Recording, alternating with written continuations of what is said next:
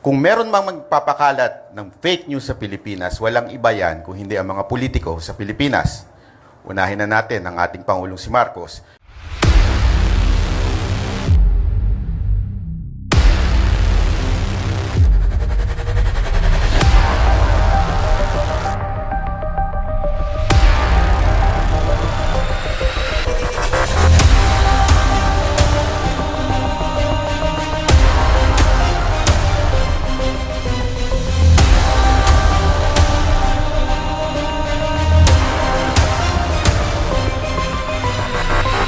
Sa panahong tila kontrolado ng iilang makapangyarihan ang naratibo ng mga balita, may mga boses pa ring humaharap sa kamera, humihinga ng katotohanan at hindi natatakot magsabi ng masakit kahit pa ito'y laban sa mga nasa kapangyarihan.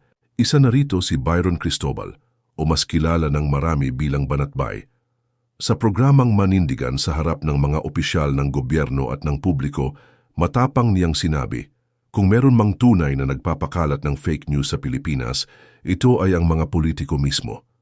At walang exempted kahit pa si Pangulong Bongbong Marcos. Matapang at direkta, walang paligoy-ligoy. Ang tinutukoy ni Banatbay, ang naging pahayag ni Pangulong Marcos ukol sa operasyon ng PNP sa compound ng Kingdom of Jesus Christ na pinamumunuan ni Apollo Quiboloy. Ayon sa Pangulo, walang armas na dala ang mga pulis at walang gumamit ng dahas, ngunit mabilis na kumalat ang mga video at larawan na nagpapakita ng kabaligtaran. May mga pulis na armado, may mga gamit pang tear gas at may tensyon sa mismong operasyon. Sa puntong ito, tinanong ng isang mamamahayag si Banatbay kung opinyon lamang ba ito o may batayan. Ngunit para kay Banatbay, hindi na ito basta opinyon ng isang vlogger. Ito ay pagmamasid, isa itong paninindigan, at higit sa lahat, karapatan. Sa kasalukuyang panahon, hindi na lamang ang mga tinatawag na mainstream media ang may hawak ng boses. Kasama na rito ang mga independent content creators, mga vlogger, podcaster at komentaryong online na araw-araw humaharap sa milyon-milyong Pilipino. Hindi sila perpekto, pero sila ay tunay. Marami sa kanila ang mula sa masa, nakalubog sa realidad.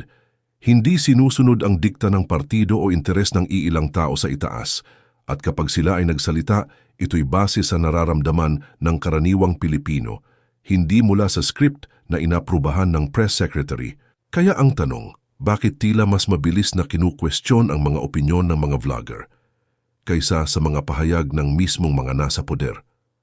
Kapag ang isang opisyal ng gobyerno ang nagsabi ng hindi tugma sa katotohanan, tatahimik ang marami. Pero kapag isang vlogger ang umalma, babalikan, babatikusin, tatakutin, mali ba ang magtanong? Mali ba ang magduda lalo na kung may mga ebidensyang lumalabas na hindi tugma sa sinasabi ng gobyerno? Ang totoo, ang mga vlogger gaya ni Banatbay ay mahalagang bahagi na ng demokratikong espasyo ng Pilipinas. Sa kabila ng banta ng red tagging, cyber libel at political pressure, patuloy silang nagsasalita, hindi para sa sarili, kundi para sa taong bayan. At sa mga tulad nila, hindi dapat tanungin kung opinyon lang ba yan, kundi dapat dinggin ang tanong, bakit nga ba may ganitong opinyon? Dahil kung hindi ito tatalakayin ng malaya, baka tuluyan na tayong mabulag sa mga script na isinulat hindi ng katotohanan, kundi ng kapangyarihan. Kung meron mang magpapakalat ng fake news sa Pilipinas, walang iba yan kung hindi ang mga politiko sa Pilipinas. Unahin na natin ang ating Pangulong si Marcos, na kung saan sinabi niya na walang baril na pumasok sa KOJC siege. Kitang-kita po sa social media, naka-live ang mga vloggers doon, may baril ang mga pulis na pumasok doon. Ako po na andon, nakita ko ng aking mata na may dalang mahabang baril si Torre. Ang tanong ay ito, bakit ni isang mainstream media walang pumuna sa maling ito? Alam niyo ang sagot? Simple lang. Sabi nga ni Sir Verhel, organisado ang mainstream media. Organisadong hindi sila pwedeng magsalita kung walang utos galing Kaya sa kanina, taas. sabi nga natin, siguro kaya yung social media influencers ay nasasabing hindi organisado. Dahil unang-una pa lang, meron ditong house rules na huwag babanggitin. Sana ang mga events o tao o okasyon na hindi kasama rito sa itong ating programa ngayon. Pero tanungin ko na po si Mr. Byron. You live to you live to your name. You live up to your name. Banat. So when you said na walang utos galing sa taas. Okay? Paano mo o hindi? Ano ang ginawa mo to verify this? Meron ko bang pinatutungkalan? Network ba ito? Mainstream ba ito? At ano ang ginawa mong paraan para ma-verify ito para yung sinasabi mong walang utos galing sa taas ay masabi mo sa taong bayan na totoo? Kailangan natin tingnan ng mga pangyayari. Una sa lahat, napaka-obvious. Obvious sa social media, lumabas, kung ito yung pinatutukuyan nyo, ma'am, na may baril po ang mga pulis. Yan po. Excuse me po, I would like to cut Mr. Byron. Apa. My only question is, ano ang ginawa mo to verify na walang galing na utos o walang utos na galing sa taas? We don't have to mention the event. I just want to know, ano yung ginawa mo para malaman mo kung may katotohanan na walang utos sa taas? Did you ever communicate with the owners or kung sino man yung taas na sinasabi mo? Ma'am, pinapaliwanan ko nga po, bago po ako naputol, pinapaliwanan ko na mga yung circumstances, sa tingin ko, opinion ko, ay organisadong hindi po pinalabas sa mainstream media yung reaksyon na sandali, may mali ata doon sa sinabi ng ating Pangulo. So it's only your opinion. So you do not have any proof to prove na walang utos galing sa taas kasi yun yung sinabi mo and you're making it factual. So as of the moment, it's just your opinion, correct? Ma'am, wala po ako sinabi na factual. Paulit-ulit ko po sinasabi na it is my opinion. No, kanina po sinabi niyo po kanina na meron kayong nakausap at sinabi na hindi yan na ilabas dahil ang sabi, walang utos galing sa taas. So is that your opinion? Ma'am, wala po ako sinabing may nakausap ako. Oh, so in other words, is that your opinion? Yes, ma'am. It's So my opinion. this is not factual? Yes, So ma'am. you cannot prove itong statement mo na walang utos galing sa taas? Yes, ma'am. Ang sinasabi ko nga po ay paulit-ulit, kanina pa po, ay opinion po lamang ito. Kahit po ako nagbablog po, laging nagre-react lamang po ako sa balita ng mainstream at sinasabi ko pong ito'y aking opinion. Sa periodismo, hindi po pwedeng sabihing opinion lamang. Maraming magagalit na mga editorial writer at saka mga kolumnista kasi ang opinion ay batay po sa empirical na datos. Hindi papasa sa thesis defense ang estudyante na magsasabi na ito ay opinion ko lamang, galangin po ninyo yung opinion ko.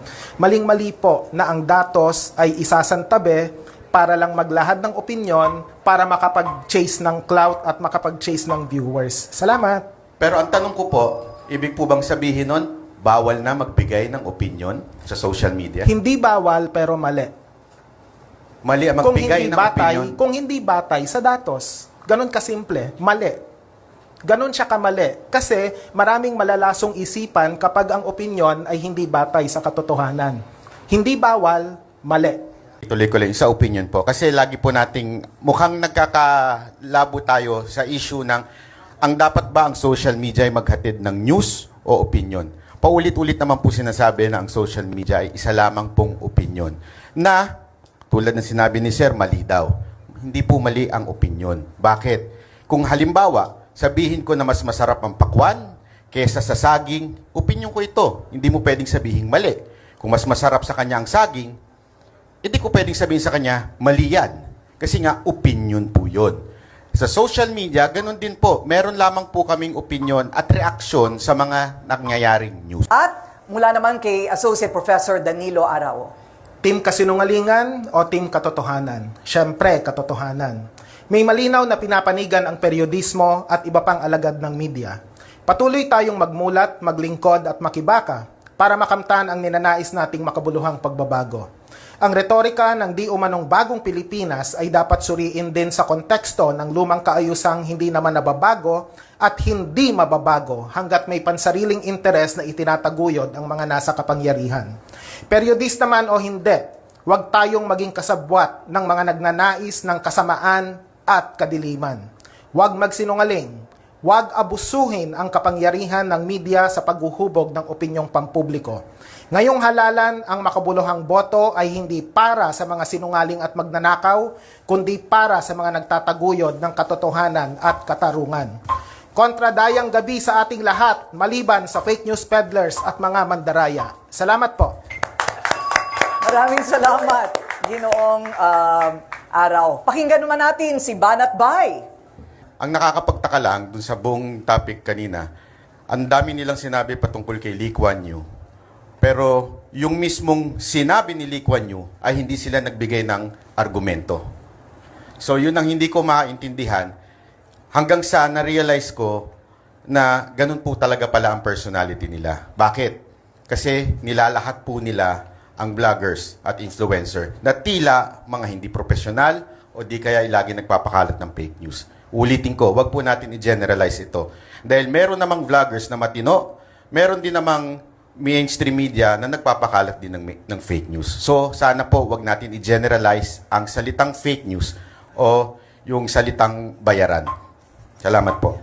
Mr. President, ano pong masasabi niyo dun sa mga criticism na yung nangyayari daw pong police operations sa KOJC compound ay overkill daw po at may mga violation na po ng human rights ayon sa mga kritiko ninyo? Specify. Yung daw pong pagde-deploy ng sobrang daming police at saka yung blockade, yung mga nadidisrupt na daw po yung mga rules. Meron bang human rights violation kung maraming pulis? Yun pong sabi. I don't think so. There's no. Anyway, the reason we did this was so that we could maintain the peace. The only way to maintain the peace is to make sure that the area is safe and is secure. And considering this is a 30-hectare compound, kailangan mo talaga ng maraming tao. Hindi mo pwedeng gawin ito na isang dosenang pulis. Para hindi na bale yung mga lumalaban o yung mga nagre-resist, nanghaharang, hindi na bale muna yun. Para lang yung pag-inspeksyon ng 30 hectares, kailangan mo na kagad ng maraming tao. So, I do not see. I think what they're talking about is political na yan. Hindi na totoo yan. You go to any human rights advocate, there's nothing that we did. Lahat ng pumasok na pulis, hindi armado. Walang baril, kahit isa. Hindi kami gumamit ng tear gas. Wala kaming ginawang ganun. So, anong human rights violation? Marami lang. Kung kukonti yun, mas marami pang nasaktan. Mas maraming nasaktan na supporter ng Kingdom of Jesus Christ, maraming nasaktan na pulis dahil maglalaban. So, kung marami, itapos ka agad ang problema. So, that's what we've done. Surrender na lang po. Surrender na lang po. Hindi ko nga maintindihan kung bakit dinadamay ni Kibuloy ang mga tauhan niya. Kasi sinasabak niya yung mga tauhan niya.